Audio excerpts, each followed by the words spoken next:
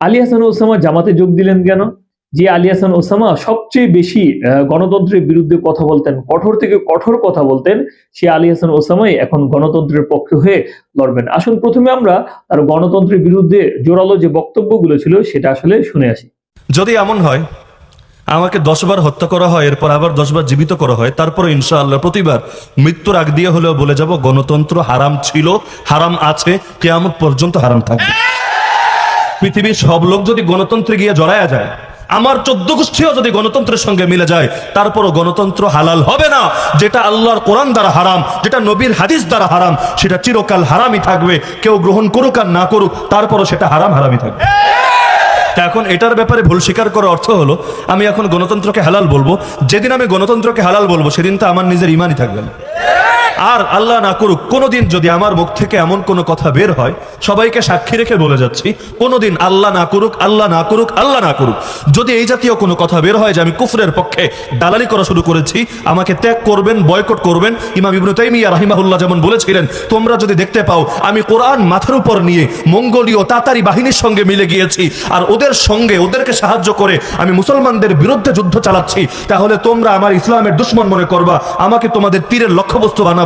একই কথা আমিও বলে যাচ্ছি, সাক্ষী রেখে বলে যাচ্ছি। এই সাক্ষীর সবাই আপনারাও থাকবেন, মিডিয়াগুলোও থাকবে। কোনোদিন আল্লাহ না করুন যদি এমন হয় কুফরের পক্ষে, এই কুফরি ইজমগুলোর পক্ষে মুখ দিয়ে কথা বের হয়, আমাকে বয়কট করবেন। কারণ ব্যক্তি পূজার ইসলামে কোনো সুযোগ নেই। যতদিন হকের উপর কেউ থাকবে, তার প্রতি মহব্বত থাকবে হকরে মহব্বত করার কারণে। আর কেউ যদি হক থেকে সরে যায়, তার প্রতি কোনো মহব্বত থাকবে না। আল্লাহ রসুল সাল্লাল্লাহু আলাইহি ওয়াসাল্লামের জামানায় এমন হয়েছে, রাসূলের জামানায় অনেক লোক ইসলাম ছেড়ে মুরতাদ হয়ে গিয়েছে। এমনকি কেউ কেউ পরবর্তীতে শাতিম হয়েছে।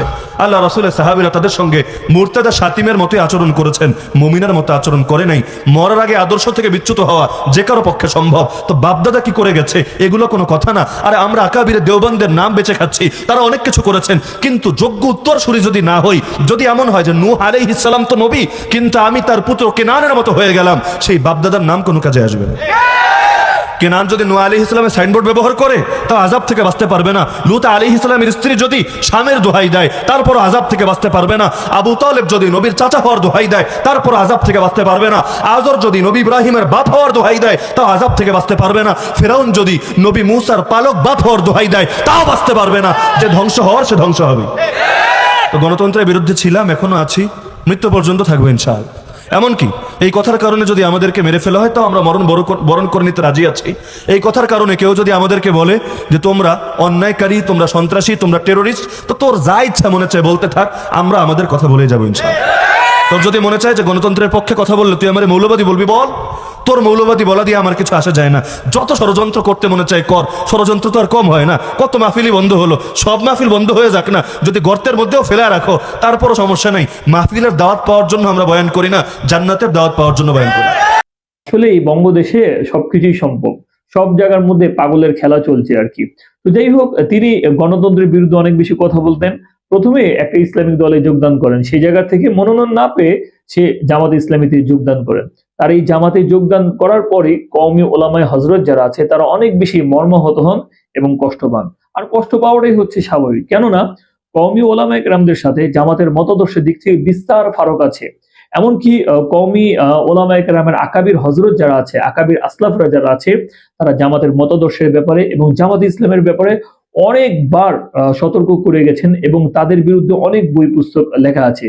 মুফতি শফি সাহেব রাহিমাহুল্লাহ, আল্লাহ মনজুর হাসান রাহিমাহুল্লাহ, তো আলী হাসান আবু নদবী রাহিমাহুল্লাহ সহ বড় বড় ওলামায়ে কেরামরা যারা আছে এই জামাতের ব্যাপারে কথাবার্তা বলে আসছেন। এমনকি মেশকাত জামাতের মধ্যে, ফেরাকায়ে বাতিলার মধ্যে এই জামাত ইসলাম সম্পর্কে কিন্তু পড়ানো হয়।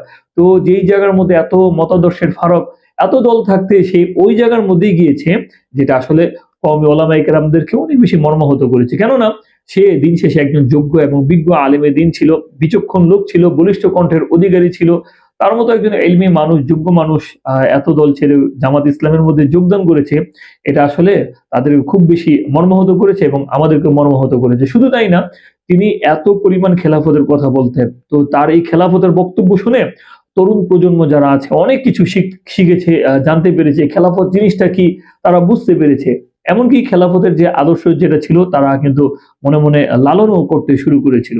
তো যাকে আমির বানানো হয়েছিল এখন সেই আমিরই এখন গণতন্ত্রের পূজারী হয়ে গেল, সেটা আসলে তরুণ প্রজন্মকে অনেক বেশি মর্মাহত করেছে। অনেকেই বলতে যাচ্ছে আলী হাসান ওসামা এই জামাত ইসলামীতে যোগ দেওয়ার একটা কারণ হচ্ছে তিনি বুঝেছেন এমন জায়গা থেকে তিনি দাঁড়িয়েছেন সেই জায়গার মধ্যে আসলে অন্য কোনো প্রার্থী নেই, সেই জায়গার মধ্যে উনি একাই আছেন, তো তার জেতার সম্ভাবনাটা অনেক বেশি। এই ধরনের একটা মনোভাব নিয়ে সে এত রিস্ক এবং আলোচনা সমালোচনা হবে এটা জেনেও সে জামাত ইসলামের মধ্যে যোগদান করেছে। তবে আমি মনে করি যে আসলে আমাদের বাংলাদেশের এখনো যারা আছে তারা সেকুলারিস্ট যারা আছে তারা কখনোই আমাদের ইসলামপন্থীদেরকে, বিশেষ করে হক্কানি ওলামায়ে কেরাম যারা আছে, যারা জোরালো বক্তব্য রাখতে পারবে এবং জোরালো ভূমিকা রাখতে পারবে, তাদেরকে কোনোভাবেই সংসদে তারা প্রবেশ করতে দিবে না। কেননা সবকিছু এখনোই তাদের হাতে রয়ে গেছে। এই যে দেশ স্বাধীন হওয়ার পরও এখনো আমরা দেখতে পাচ্ছি যে সব জায়গার মধ্যে কিন্তু ওই স্বৈরাচারের আমলে যে সমস্ত সিস্টেম গুলো ছিল এগুলো কিন্তু এখনই বলবৎ রয়ে গেছে। এখন ওই জায়গার মধ্যে অন্য কেউ এসে সেই সংসদের মধ্যে খুব সহজেই প্রবেশ করে ফেলবে, এটা আসলে আমাদের অনেক আরো চিন্তা করতে হবে, আরো ভাবতে হবে। শুধু তাই না, অন্যান্য পার্শ্ববর্তী দেশ যারা আছে তারাও কিন্তু নজরদারি রাখছে খুব সহজেই এইভাবে যাকে তাকে, এমনকি যারা তাদের বিরুদ্ধে কাজ করবে তাদেরকে এত সহজেই সংসদে প্রবেশ করতে দিবে না বলে আমি মনে করি। তো যাই হোক, আলী হাসান ওসামা, তাকে নিয়ে অনেক বেশি স্বপ্ন ছিল, তাকে নিয়ে অনেক কথাবার্তা ছিল, সবাই তাকে আদর্শ হিসেবে মানত। তো তিনি গণতন্ত্রের এই জামাতে ইসলামীতে যোগ দেওয়ার পর অনেক বেশি মর্মাহত হয়েছে আমরা অনেকেই। তো প্রিয় দর্শক, আপনারা এই আলী হাসান ওসামার জামাত ইসলামে যোগদানের বিষয়টাকে আপনারা আসলে কিভাবে দেখছেন?